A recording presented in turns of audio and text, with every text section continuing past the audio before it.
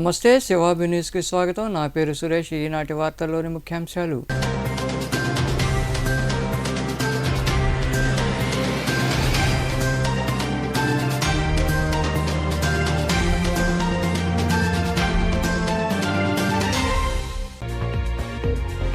గతంలో కలిసి పోటీ చేసి విడిపోయి మళ్ళీ ఇప్పుడు ఎందుకు కలిశారో తాడేపల్లిలో ఏర్పాటు చేసిన సమావేశంలో సమాధానం చెప్పాలంటూ టీడీపీ, జనసేన, బీజేపీలను ఉద్దేశించి వ్యాఖ్యానించిన వైకాపా ప్రధాన కార్యదర్శి సజ్జల రామకృష్ణారెడ్డి.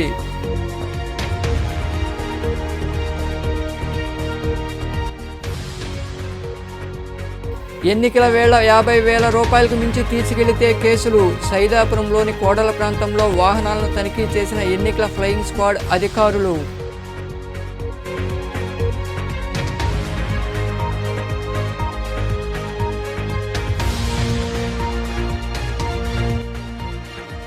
ప్రధాని నరేంద్ర మోదీ పాల్గొన్న సభలో పోలీసుల వైఖరిపై అనుమానాలు. గూడూరులోని తెలుగుదేశం పార్టీ కార్యాలయంలో ఏర్పాటు చేసిన సమావేశంలో ఎన్నికల సంఘం చర్యలు తీసుకోవాలని డిమాండ్ చేసిన మాజీ ఎమ్మెల్యే సునీల్ కుమార్.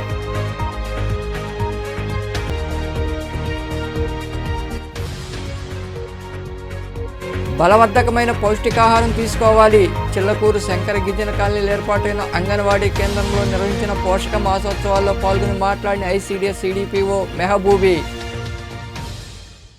పొత్తు కోసం వెంపర్లాడడం, తరువాత విడిపోవడం, మళ్లీ కలవడం ఇదే వీరి పని అని వైకాపా ప్రధాన కార్యదర్శి సజ్జల రామకృష్ణారెడ్డి టీడీపీ, జనసేన, బీజేపీలను ఉద్దేశించి వ్యాఖ్యానించారు. తాడేపల్లిలో ఆయన మీడియాతో మాట్లాడుతూ ఏ ముఖం పెట్టుకుని ముగ్గురు ఒకే పైదికి వచ్చారన్నారు. 2014లో ఇచ్చిన హామీలు ఏమయ్యాయని, ఎన్ని అమలు చేశారో చెప్పాలని డిమాండ్ చేశారు. గతంలో కలిసిన వారు ఎందుకు విడిపోయారో కూడా చెప్పాలని సజ్జల డిమాండ్ చేశారు. ఇది దీనికి సంజాయిషి ఇచ్చి ఉండాలి, ఎందుకంటే ఇవేం జరగలేదు కాబట్టి. 1,00,000 కోట్ల దాకా ఉన్న రైతు రుణమాఫీ అరాకొర 10,000, 13,000 జరిగినట్టుంది 5 ఏళ్లకు. మీ బంగారం కూడా ఇళ్లకు తెప్పిస్తానన్న దాంట్లో అంతా కలిపితే 1,00,000 కోట్ల పైన ఉంది. దాంట్లో ఇచ్చింది 15,000 కోట్లు, 13,000 కోట్లు నాకు తెలిసి 5 ఏళ్లకు. ఇంకా మిగిలినవైతే అసలు ఏదీ లేవు. ఇంత అబద్ధాలు, మోసపూరితమైనవి ఇచ్చి పైగా ఆ కూటమి అనేది కూడా పూర్తి 5 ఏళ్ళు కూడా ఉండకుండా మళ్ళీ ఇప్పుడు ఏ మోహం పెట్టుకుని ముగ్గురు ఒకే స్టేజ్ మీదకి వచ్చారు. ఈ స్టేజ్ మీద నిలబడి మళ్ళీ రాష్ట్ర ప్రజలకు పిలుపు ఇవ్వగలిగారు అనేది ప్రశ్న. నిన్నటి సభ ఏదైనా అది దేనికైనా ఒక గుర్తుగా దేని ఇండికేట్ చేస్తుంది అంటే అబద్ధాలు, వంచన, అలాగే బాధ్యతారాహిత్యం. అలాగే ఈ రాష్ట్రమన్నా, ఆంధ్ర రాష్ట్ర ప్రజలన్నా వీళ్ళు ఏం చేసినా వీళ్ళ దగ్గర చెల్లుతుంది, వీళ్ళను మోసం చేయడం చాలా సులభం అనే ఒక లెక్కలేనితనం. త్వరలో జరగబో ఎన్నికల నేపథ్యంలో విలువైన వస్తువులు కానీ, పెద్ద మొత్తంలో నగదు కానీ తీసుకెళ్లకూడదని ఎన్నికల ఫ్లయింగ్ స్క్వాడ్ అధికారి బాలసుబ్రహ్మణ్యం తెలిపారు. సైదాపురంలోని రాపూరు రోడ్డు కోడల ప్రాంతంలో అధికారులు వాహనాలు నిలిపి తనిఖీలు చేపట్టారు. ఎన్నికల నగారా మోగడంతో ఎన్నికల అధికారులు అప్రమత్తమయ్యారు. ఎన్నికల నిబంధనలను తూచా తప్పకుండా పాటించేందుకు సిద్ధమయ్యారు. ప్రతి మండలానికి అధికారులను నియమించారు. ఈ క్రమంలో భాగంగా సైదాపురం సమీపంలోని రాపూర్ రోడ్డు కోడల ప్రాంతంలో ఎన్నికల ఫ్లయింగ్ స్క్వాడ్ అధికారులు తనిఖీలు చేపట్టారు. గూడూరు నుండి రాపూరు, పొదలకూరు మార్గాల్లో రాకపోకలు సాగించే వాహనాలను నిలిపి క్షుణ్ణంగా పరిశీలించారు. నగదు, విలువైన వస్తువులు ఉన్నాయా లేదా పరిశీలించి వివరాలు అడిగారు. ఈ సందర్భంగా ఫ్లయింగ్ స్క్వాడ్ అధికారి బాలసుబ్రహ్మణ్యం మాట్లాడుతూ ఎన్నికల నేపథ్యంలో 50,000 రూపాయలకు మించి వెంట తీసుకెళ్లరాదన్నారు. అంతేకాకుండా 10,000 రూపాయలకు పైగా విలువ చేసే బంగారు, వెండి, ఇతర వస్తువులున్న కేసులు నమోదు చేయడం జరుగుతుందని తెలిపారు. ఒకవేళ వస్తువులు, నగదు వంటివి ఉంటే అందుకు సంబంధించిన బిల్లులు వంటి వివరాలు తప్పక ఉండాలన్నారు. నిబంధనలు అతిక్రమించి నగదు తీసుకెళ్తూ పట్టుబడితే తహసీల్దార్, ఎస్ఐలకు బైండ్ ఓవర్ చేయడం జరుగుతుందని ఆయన వివరించారు. నా పేరు బాలసుబ్రహ్మణ్యం అండి. అసిస్టెంట్ ఎగ్జిక్యూటివ్ ఇరిగేషన్ డిపార్ట్మెంట్లో పనిచేస్తున్నాను. ప్రజెంట్ ఎలక్షన్ కోడ్ వచ్చిన దానివల్ల నన్ను ఫ్లయింగ్ స్క్వాడ్గా అపాయింట్ చేశారు ఇక్కడ సైదాపురం మండలానికి.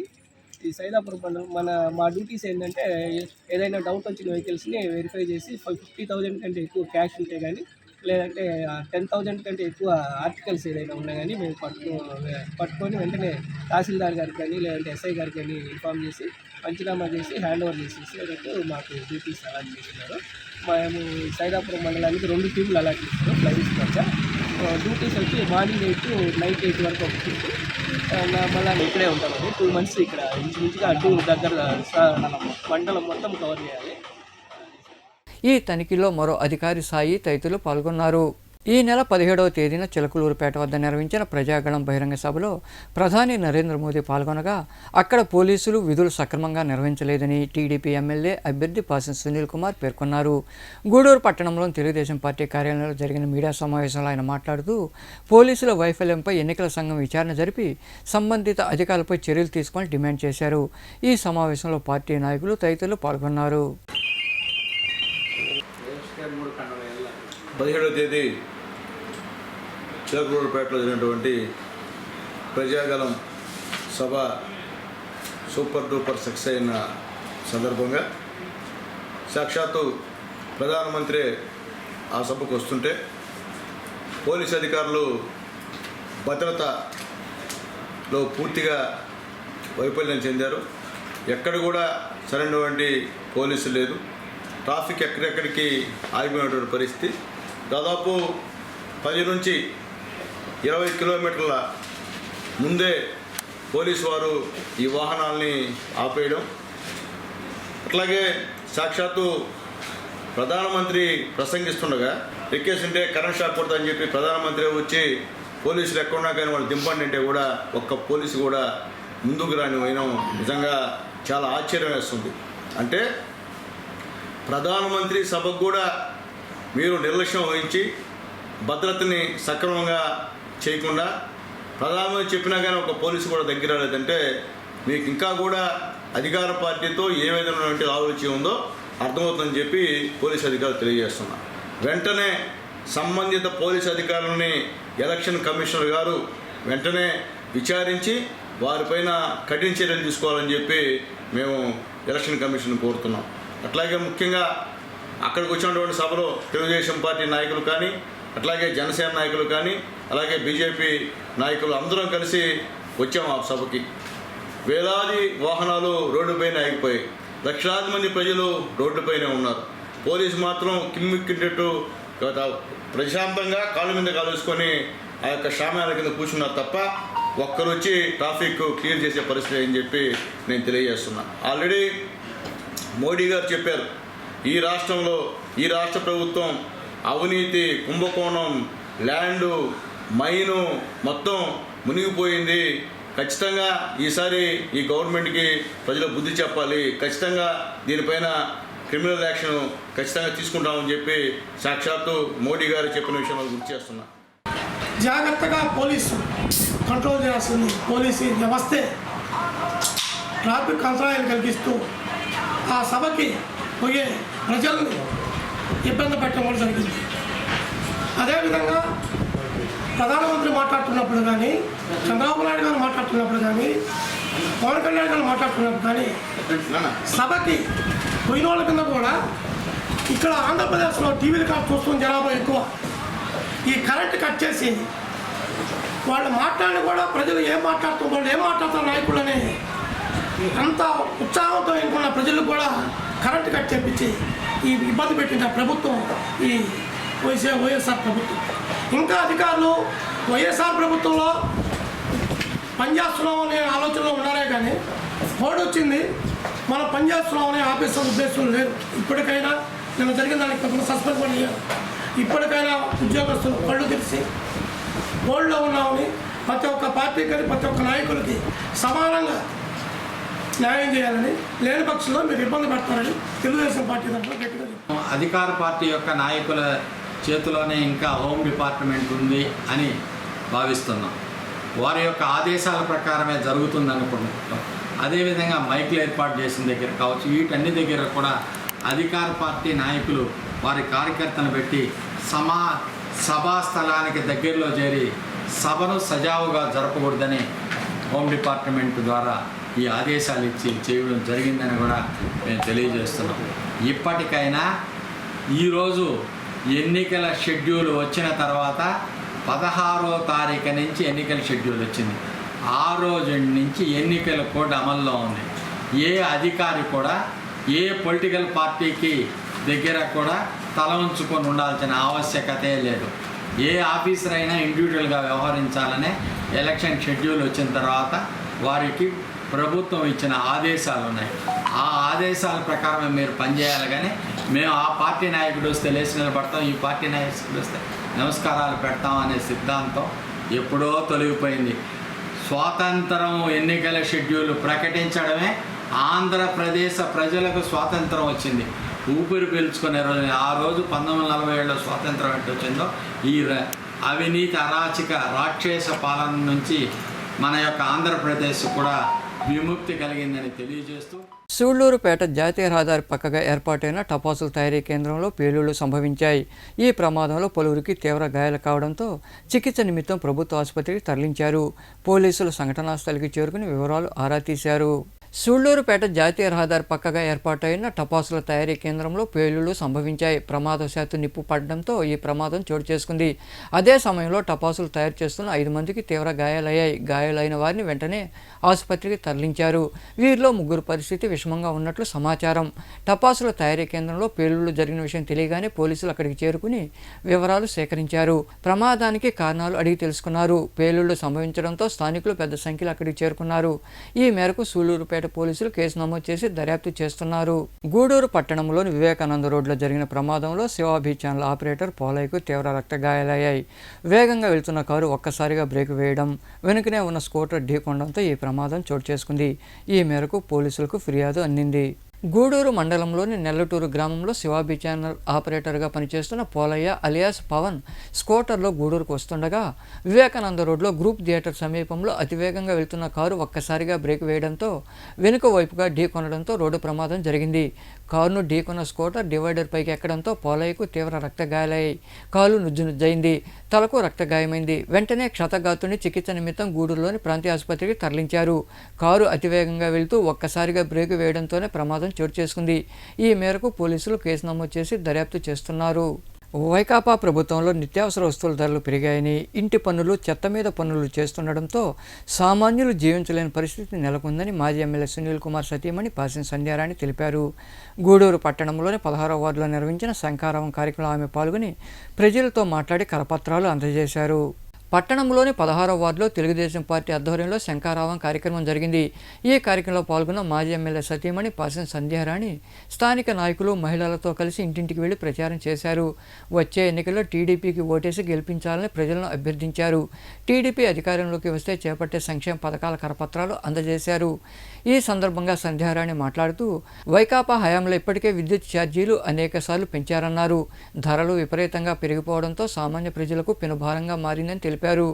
గత తెలుగుదేశం పార్టీ హయాంలో 16వ వార్డులో అభివృద్ధి పనులు జరిగాయని ఆమె వివరించారు.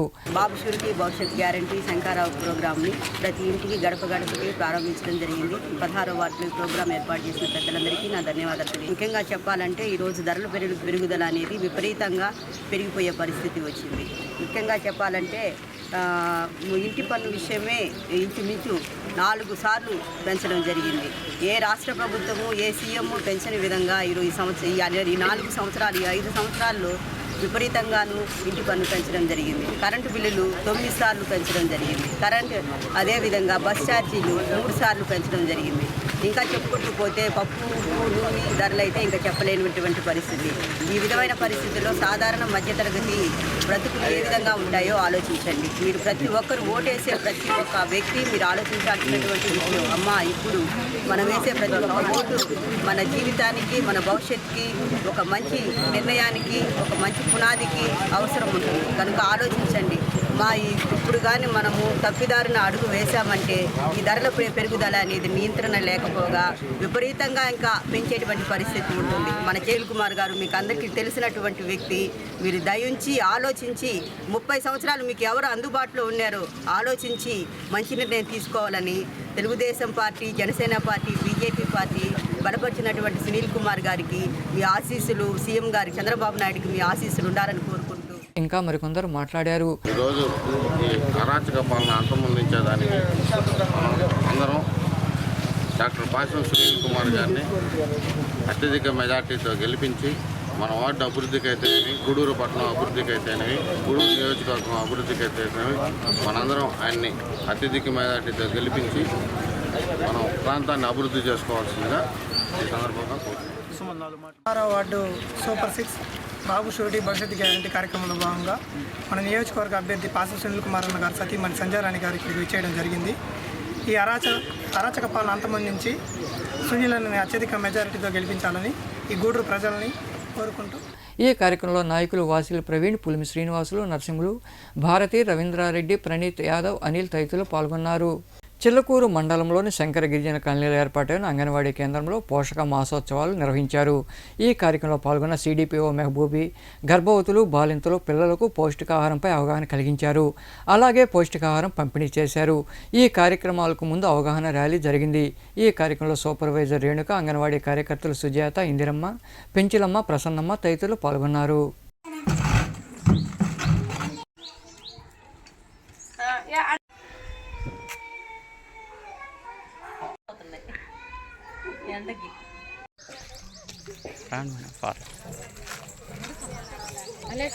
శంకరయ్య కాలనీ గ్రామస్తులందరికీ కూడాను పోషణ మాసోత్సవాల యొక్క పోషణ అభియానం యొక్క సంబరాల సందర్భంగా అందరికీ కూడాను అభినందనలు. ఈరోజు మనము 9వ తేదీ నుంచి జరుపుకుంటున్నాం ఈ కార్యక్రమాన్ని.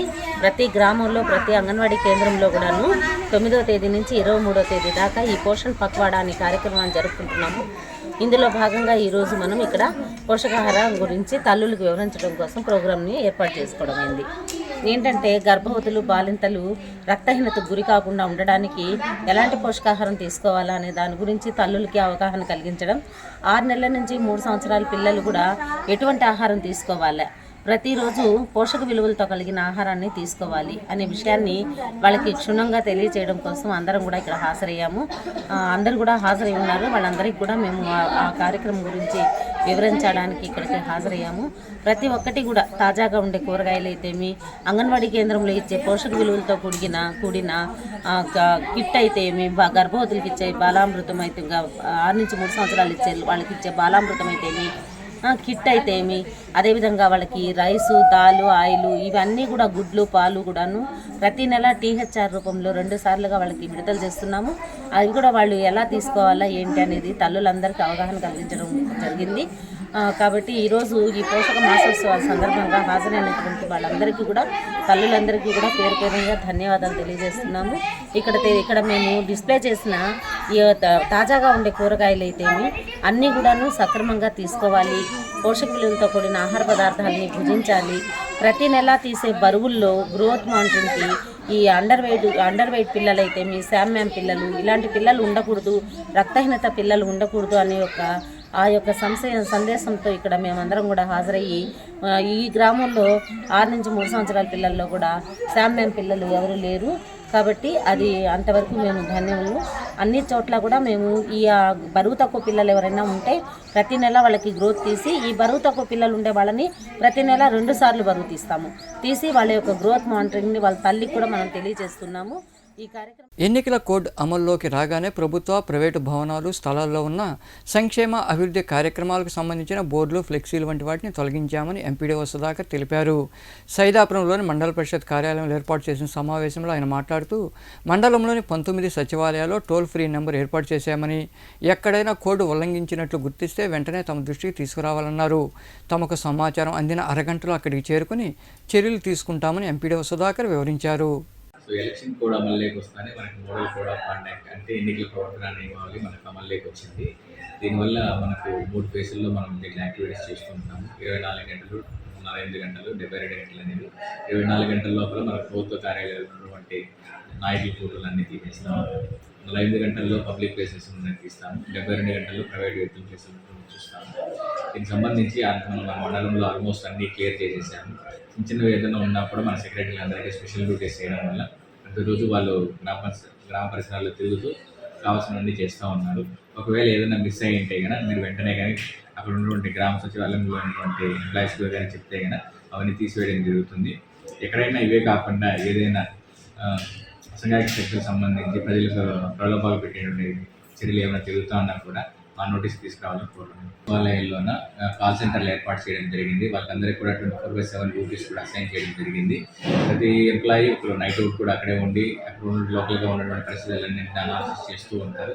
ఒకవేళ ఏమైనా సమస్యలు ఉన్నటువంటి అయితే అన్నింటిని కూడా ఆ ఎంప్లాయీస్కి కానీ పంచాయత్ సెక్రటరీకి కానీ లేదంటే డైరెక్టర్ మండలంలో నాకు కానీ కాల్ చేసి ఇట్లాంటి యాక్టివిటీస్ అన్నింటినీ కూడా మనకు మేము ప్రశాంతంగా చేసుకోవాలంటే ప్రజలందరూ కూడా మాకు సహకరించి సకాలంలో అవసరమైనటువంటి సహాయ సహకారాలు అందిస్తే ఈ ఎలక్షన్స్ అన్నింటినీ కూడా మనం ప్రశాంతమైన వాతావరణంలో చేసుకుని సైదాపురానికి మంచి పేరు తీసుకుంటున్నాం. గూడూరు పట్టణంలోని త్యాగరాజ వీధిలో కొలువై ఉన్న శ్రీ కళ్యాణ వీరభద్రస్వామి దేవాలయంలో మంగళవారం నిర్వాహకులు మునిమోహన్ ఆధ్వర్యంలో అన్నదాన కార్యక్రమం జరిగింది. దాతల సహకారంతో జరిగిన అన్నదాన కార్యక్రమంలో భక్తులు విరివిగా పాల్గొని జయప్రదం చేశారు. ఉభయదాతలుగా దువ్వూరు అనుష జ్ఞాపకార్థం దువ్వూరు మరహరి రెడ్డి వారి కుటుంబ సభ్యులు వ్యవహరించారు.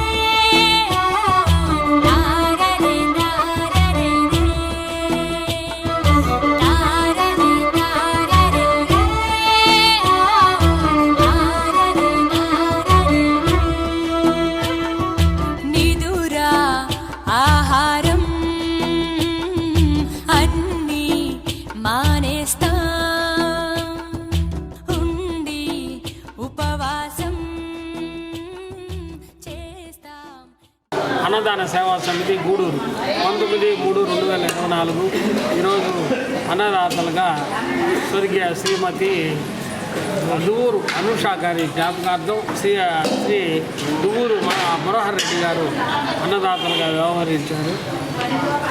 వారికి వారి కుటుంబ సభ్యులకి భగవంతుడు ఆయురారోగ్య ఇస్తారని కోరుకుంటూ వార్తలు ముగించే ముందు ముఖ్యాంశాలు మరోసారి.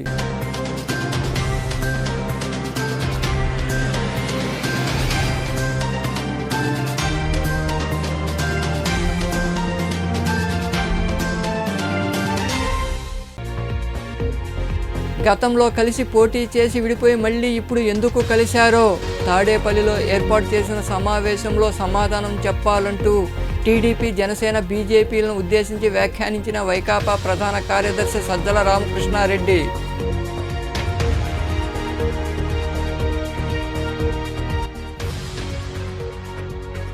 ఎన్నికల వేళ 50,000 రూపాయలకు మించి తీసుకెళ్లితే కేసులు. సైదాపురంలోని కోడల ప్రాంతంలో వాహనాలను తనిఖీ చేసిన ఎన్నికల ఫ్లయింగ్ స్క్వాడ్ అధికారులు.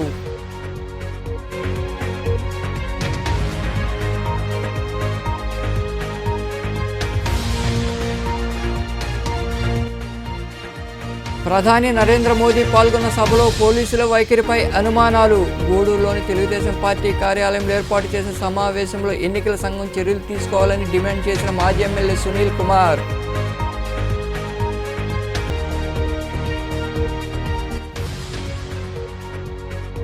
బలవర్ధకమైన పౌష్టికాహారం తీసుకోవాలి.